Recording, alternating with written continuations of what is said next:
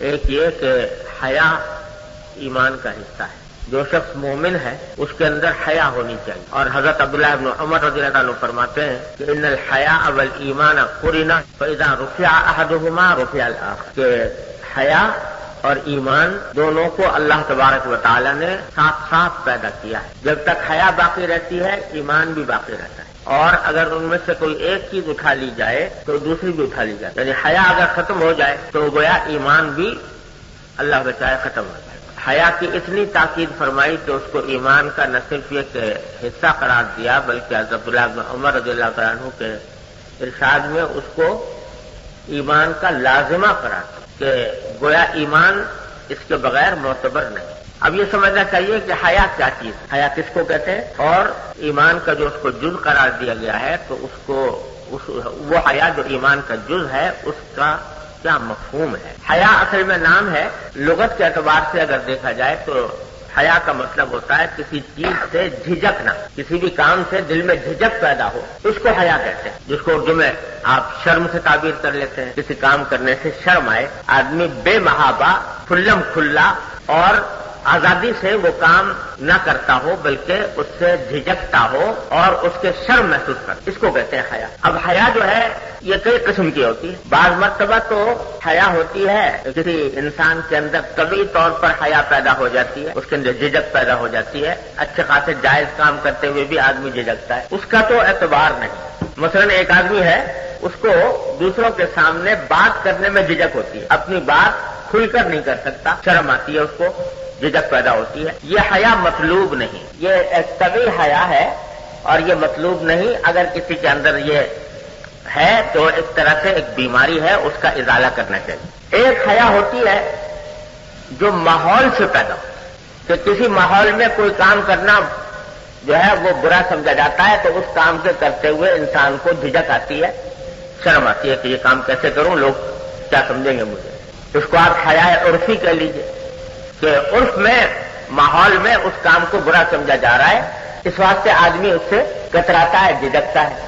اس حیا کا بھی اعتبار نہیں، اور یہ وہ حیا نہیں ہے جس کو یہاں پر کہا جا رہا ہے کہ یہ ایمان کا حصہ ہے. تیسری قسم ہے حیا کی جس کو آپ کہیں حیا شرعی، یعنی وہ کام جو شریعت میں برے سمجھے گئے، شریعت نے جن کو برا سمجھا ہے ان کاموں کے کرنے سے جھجک پیدا ہو. طبیعت میں کوئی گناہ کا کام ہے وہ کرتے ہوئے جھجک پیدا ہو تو یہ ہے وہ حیا جو مطلوب ہے، جو ایمان کا حصہ ہے، اور جس کے بارے میں فرمایا کہ جب تک یہ باقی رہے گی انشاءاللہ ایمان بھی باقی رہے. جس دن یہ حیا ختم ہو گئی، اللہ بچائے، اللہ تعالیٰ حفاظت فرمائے، تو بس انسان کا برا حال ہے. بعض مرتبہ ایسا ہوتا ہے کہ شریعت میں اور عرف میں تضاد ہو جاتا ہے، ماحول میں اور عرف میں تضاد ہو جاتا ہے.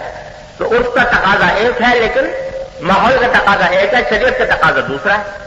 تو اس صورت میں آدمی کو ماحول کی حیا کرنے کے بجائے وہ شریعت والی حیا اختیار کرنی پڑتی. اس کی ایک مثال سمجھیے کہ عورتیں ہیں، مثلا خواتین، ان کو شریعت نے پردے کا حکم دیا ہے، لہذا بے پردگی گناہ ہے خواتین کے لیے. اب اگر کسی خاتون کو بے پردہ ہونے سے جھجک آئے، شرم آئے، تو یہ حیا ہے جو مطلوب ہے، شریعت کے مطابق ہے، شریعت والی حیا ہے. چنانچہ پہلے ایسے ہی ہوتا تھا. حدیث میں روایت آتی ہے کہ خاتون تھی نبی کریم صلی اللہ علیہ وسلم کے عہد مبارک میں، ان کے بیٹے کا اچانک انتقال ہو گیا تو وہ جلدی سے کسی مسئلے میں حضور سے کوئی مسئلہ پوچھنا تھا تو اپنے گھر سے چلی، رسول کریم صلی اللہ علیہ وسلم سے کوئی بات پوچھنے کے لیے جلدی میں تھیں اور آ کر حضور سے کوئی بات پوچھی. جب جانے لگی تو کسی نے ان سے کہا کہ تمہارے بیٹے کا انتقال ہو گیا اور اتنی جلدی میں تم بھاگی آئی ہو، پھر بھی تم نے اپنے چہرے پر نقاب ڈالنا ترک نہیں کیا اس جلدی میں بھی. وہ دل میں خیال پیدا ہوا کہ یہ ایک مصیبت پیش آ گئی تھی، ایمرجنسی پیش آ گئی تھی اور اس میں جلدی میں بھاگنا پڑا، پھر بھی اس خاتون نے اپنے چہرے کا نقاب نہیں اٹھایا. تو کسی نے کہا تمہارے بیٹے کا انتقال ہو گیا تھا، پھر بھی تم نے اپنے نقاب کی اتنی پابندی کی کہ نقاب ڈال کے آئی، حضور کے پاس بغیر نقاب کے نہیں چلی آئی. تو اس خاتون نے جواب دیا، کیا حکیمانہ جواب دیا، کہ میرے بیٹے کا انتقال ہوا ہے، میری حیا کا انتقال نہیں ہوا.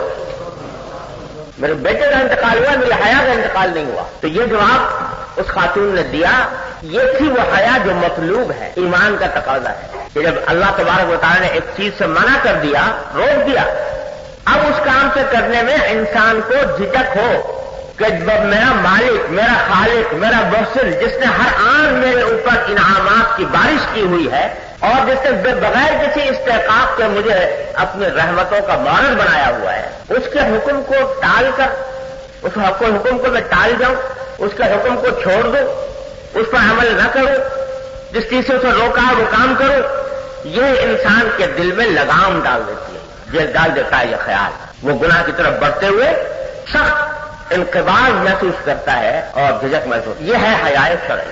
اب آج دیکھو کہ الحمدللہ جن خواتین کو اللہ تعالیٰ نے توفیق دی ہے پردے کے احکام کی پابندی کی، ان کا بھی یہ حال ہے کہ ان کے سامنے اگر غیر مرد اچانک آ جائے تو ان کو حیا دامنگیر ہوتی ہے، اپنے آپ کو اس سے کرنے کی کوشش کرتی ہیں۔ لیکن جہاں ماحول خراب ہو گیا بے پردگی کا، چاروں طرف بے پردگی کا ایک سیلاب امڑ رہا ہے، وہاں معاملہ الٹا ہو گیا کہ اگر کوئی خاتون اس ماحول کے اندر پردہ کرنا چاہے، برقع پہننا چاہے، تو اس کو حیا آتی ہے کہ اس ماحول میں کیسے میں برقع پہنوں، ساری عورتیں تو ننگی پھر رہی ہے بے پردہ اور میں برقع پہن لوں تو اس سے حیا نہیں رکھتی۔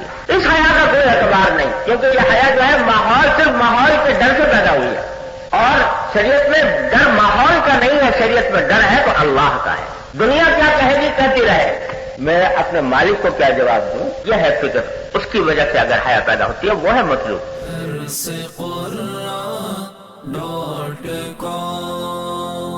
www.darsequran.com